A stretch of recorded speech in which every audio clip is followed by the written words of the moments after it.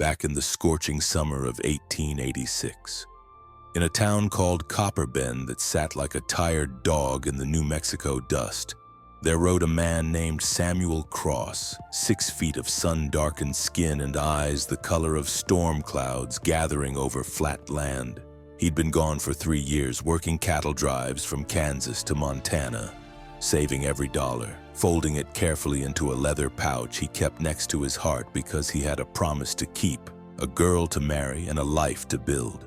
Her name was Lily Brennan, and she'd waited for him, or so he thought. He carried that letter next to his heart like a promise, like a prayer. Before we dive in, drop a comment and let us know where you're watching from. We'd love to hear from you. If you enjoy love stories like this, be sure to like the video, subscribe, turn on the notification bell, and share it with someone who'd love it too. Samuel had finally done it. He'd saved enough, bought the land, signed the deed. It was time. He rode into Copper Bend just after noon. Dust on his shoulders, hunger in his belly, and hope he hadn't let himself feel in months. The streets were crowded more than usual. Folks gathered near the livery, voices rising and falling like a strange tide. Samuel dismounted, tied his horse to the post, and that's when he heard it. "Ladies and gentlemen, we got a fine specimen here. Young, healthy, good with a needle, quiet disposition. We'll start the bidding at $20. His blood went cold. He pushed through the crowd, elbows sharp, hat pulled low, and when he broke through to the front, he saw her. Lily. She stood on a wooden platform in the center of the square, hands bound in front of her with rope. Her dress, the blue one she'd sewn herself, was torn at the shoulder. Her hair had come loose from its braid and hung around her face like a veil, but her eyes were looking down at the dirt, like she'd already left her body behind. "25, a man called from the left. "30, another shouted. Samuel's heart slammed against his ribs so hard he thought it might split him open. He shoved forward. "What the hell is this?" The auctioneer, a thin man with a waxed mustache and a voice like oil, turned toward him. "This here's a debt sale, friend. Her father owed money to the bank, couldn't pay. Took his own life 2 days ago. The girl's all that's left." Samuel's throat closed. Lily's father dead. Lily on a block like livestock, like she was nothing. "40, someone called from the back. Samuel spun, his hand already reaching for the knife at his belt. "You can't do this. She's a person, not property," the auctioneer smirked. "The law says otherwise. Debts transfer to kin. She's kin. Now, unless you got a claim on her." Samuel looked up at Lily then for the first time since he'd arrived, and her eyes met his, and he saw it all. The shame, the exhaustion, the hollow grief of someone who'd lost everything in a single week. She didn't speak, didn't cry. She just looked at him like she was memorizing his face one last time before she disappeared. "I got a claim," he said, his voice steady now, cold as snowmelt. "I'm her intended." The auctioneer raised an eyebrow. "You got proof?" Samuel reached into his coat, pulled out the letter, held it up. "She wrote this 2 weeks ago. We're meant to marry. I got the land. I got the means." The man barely glanced at it. "Don't matter what you got, cowboy. Debts get paid first. You want her, you bid like everyone else." 50, a voice called from behind him. Samuel turned. A man in a fine coat stood near the front, grinning like he'd already won. "I'll pay 60 for her," he said, "and I'll take real good care of her too." The crowd laughed. Some of them, not all, but enough. Samuel's jaw clenched. His hand moved to his belt where his money pouch sat flat and light. He had $43 left after buying the land. It wasn't enough. 70, the man called. Samuel looked back at Lily. She was trembling now, her hands gripping the rope, her lips pressed tight like she was holding in a scream. He couldn't let this happen. He wouldn't. 80, Samuel shouted. The crowd went quiet. The man in the coat turned slowly, looked him up and down, then smiled. "You got 80, cowboy." Samuel hesitated. The auctioneer leaned forward. "Well, do you?" He didn't. but before he could answer, a voice came from the side of the crowd. "I got it." Samuel turned. An older man stepped forward. Weathered face, silver beard, coat dusted with sawdust. He ran the mill just outside town. Name was Garrett Webb. He'd always been fair, always paid his workers on time, always tipped his hat to the women. Garrett looked at Samuel, not unkindly. "I'll cover the difference," he said. "You pay me back when you can, no interest." Samuel stared. "You don't even know me." Garrett shrugged. "I know enough. Besides," he nodded toward Lily. "She looks like she's had enough of this." Samuel's throat tightened. He nodded once. "Thank you." The man in the coat scoffed. 90. Garrett didn't blink. 100. The auctioneer's eyes gleamed. "Going once?" The man in the coat opened his mouth, then closed it. He looked at Garrett, at Samuel, and finally stepped back with a curse.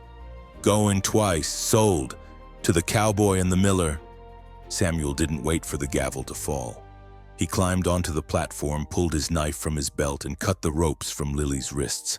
She collapsed forward, and he caught her, arms around her before she hit the ground. "Lily," he whispered. She didn't answer. She just pressed her face into his chest and shook, not crying. Not yet. Just shaking like the earth had finally stopped moving beneath her and she didn't know how to stand on her own anymore. He held her there in front of the whole town. The auctioneer, the man in the coat, the crowd that had watched her sold like cattle, and he didn't let go. "I got you," he said. "I got you now." Later, after the paperwork was signed, after Garrett had quietly handed over the money and Samuel had signed a promissory note written on the back of an old receipt, they walked, Lily between them, through the streets of Copper Bend. Samuel kept his arm around her shoulders. Garrett walked on her other side like a guard. They didn't speak. The town watched. Some turned away. Some stared. A few women whispered behind their hands, but no one stopped them. At the edge of town, Garrett tipped his hat. "I'll be by next week to check on you too," he said to Samuel. Then he looked at Lily. "Miss, I'm sorry for what happened to your father, and I'm sorry for what they did to you today. You didn't deserve none of it." Lily nodded once, her voice barely a whisper. "Thank you." Garrett left, and Samuel and Lily stood alone near his horse. The sun was starting to dip behind the mountains, casting long shadows across the valley. Samuel turned to her, brushed a strand of hair from her face. "Are you hurt?" She shook her head but didn't meet his eyes. He waited. Then gently he tilted her chin up. "Lily, look at me." She did, and the tears finally came, silent and fast, streaming down her cheeks. "He's gone, Samuel. My father, he's gone, and they put me up there like I was nothing, like I didn't matter." "You matter," he said fiercely. "You matter to me. You always have." She pressed her hand to his chest, right over his heart where the letter had been. "I thought you weren't coming. I thought I'd lost you too." He covered her hand with his. "You didn't lose me," he said. "I'm here. I'm not going anywhere. And neither are you." They rode double on his horse, her arms wrapped around his waist, her cheek pressed to his back. The land opened up before them, wide and wild and free. The cabin sat at the edge of a meadow, small and rough, with a stone chimney and a porch that sagged slightly to the left. It wasn't much, but it was theirs. Samuel helped her down. She stood there looking at it, her dress still torn, her hands still red from the rope. "It's not finished yet," he said. "I was gonna add a room before I brought you here, fix the porch, build a proper bed, but I didn't know." She turned to him then, and for the first time since he'd found her, she smiled.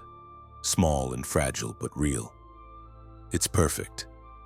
Inside, he'd already started a fire. The cabin smelled of pine and smoke. There was a table he'd built from rough planks, a chair with a wobbly leg, a bedroll in the corner, and a trunk that held his few belongings. He poured her water from a tin cup. She drank it slowly, hands shaking. "You should rest," he said. She nodded but didn't move, just stood there staring at the fire. I keep thinking, she said softly, that I'll wake up and I'll still be there, on that platform, and no one will come. He stepped closer, took her hands in his. You're not there anymore, you're here with me. And no one's ever gonna put you on a block again. I'll burn this whole territory down before I let that happen. She looked up at him then, really looked, and something in her face softened. Samuel, she whispered. Yeah? I need you to know, I'm not whole anymore. I don't feel like the girl who wrote you those letters.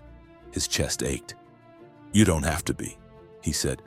We'll figure out who you are now, together. That night she slept in his bedroll, and he slept on the floor near the fire. He didn't touch her, didn't ask for anything. Just listened to her breathe and thanked God she was still breathing at all. Morning came slow, pale light filtering through the gaps in the walls. Samuel woke to the sound of movement. He sat up. Lily was at the table, dressed in her hair tied back. She'd found the flour, the lard, the sourdough starter he kept in a jar, and she was making biscuits. Her hands moved steady, pressing, folding, shaping. He didn't speak, just watched. She glanced over, saw him sitting there, and paused. I needed to do something, she said. Something that felt normal. He nodded. I get that. They ate together in silence. The biscuits were good, better than anything he'd made in months. Afterward, she stood and looked around the cabin, then at him. I want to help, she said, with the cabin, with the land. I don't want to just sit here and remember. You don't have to, he said, but if you want to, I won't stop you. So they worked, side by side. He taught her how to split kindling, how to check the chimney for nests, how to read the sky for rain. She was quick, learned fast, and every day she seemed a little less like a ghost, a little more like herself. The town talked, of course, they always did. Some said Samuel had taken advantage, bought himself a woman like she was property. Others said Lily should be grateful, said she'd gotten lucky, that things could have been worse. Samuel heard the whispers. He ignored them. Lily heard them too. One afternoon, a week later, she was in town buying sugar at the general store when two women walked in. One of them whispered loud enough to be heard. Poor thing. Probably doesn't even know how to be a wife. Bet he'll regret it. The other laughed. Probably already does. Lily set the sugar on the counter, her hands steady, her voice calm. You're wrong, she said. Both women turned, startled. He didn't buy me, she said. He saved me. And if you can't tell the difference, that says more about you than it does about me. She paid, left the store, and walked back to the cabin without looking back. That night, she told Samuel what happened. He listened, didn't interrupt. When she finished, he said, You don't owe them anything, but I'm proud of you for saying it. Weeks passed into months. The cabin grew warmer.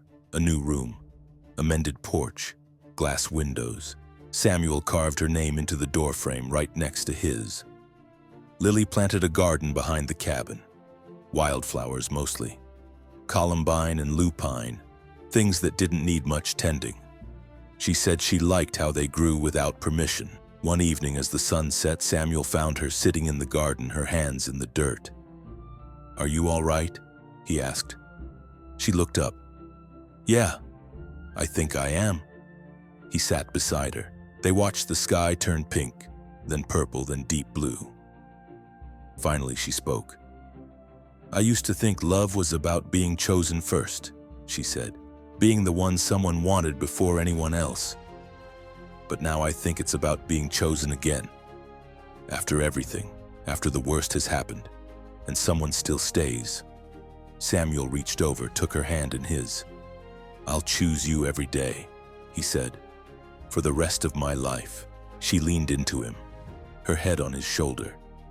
And for the first time since the auction, she felt like she could breathe. They were married that fall, under the cottonwoods by the creek. Garrett Webb stood as witness, along with a few ranch hands who'd become friends. Lily wore a dress she'd sewn herself, white with blue stitching at the collar. Samuel wore his cleanest shirt, his hat in his hands. The preacher kept it short. They spoke their vows, simple and true. And when Samuel kissed her, it wasn't desperate or hungry, just steady, like a promise kept. That night, they lay together in the bed he'd finally finished, her head on his chest, his arm around her shoulders. "Thank you," she whispered. "For what?" "For seeing me when no one else did." He kissed the top of her head. "You made it easy." Years later, when their children asked how they met, Samuel would look at Lily and she'd smile and he'd say, "Your mama was the bravest woman I ever saw. And I knew the moment I found her, I'd never let her go." The children would ask what happened next, and Lily would say, "He kept his word," and that was enough. They never spoke of the auction, not to the children, not to the town. But every year on the anniversary, Samuel would carve a new flower into the doorframe next to her name, a reminder that even in the hardest soil, something beautiful could grow. When Samuel Cross died, he was buried on the hill behind the cabin, overlooking the meadow where the wildflowers bloomed every spring. Lily lived another 10 years after that, long enough to see her grandchildren grow, long enough to teach her daughters how to stand tall, even when the world tried to make them small. When she passed, they buried her beside him. And on her headstone, their son carved the words, "She was bought with love and she paid it back tenfold." The cabin still stands, weathered and worn, the doorframe covered in carved flowers, names, dates, memories, and travelers still stop sometimes to read the words carved deep into the lintel above the door. He found her on a block. He gave her a home. She gave him everything else. And the wildflowers? They still grow every spring.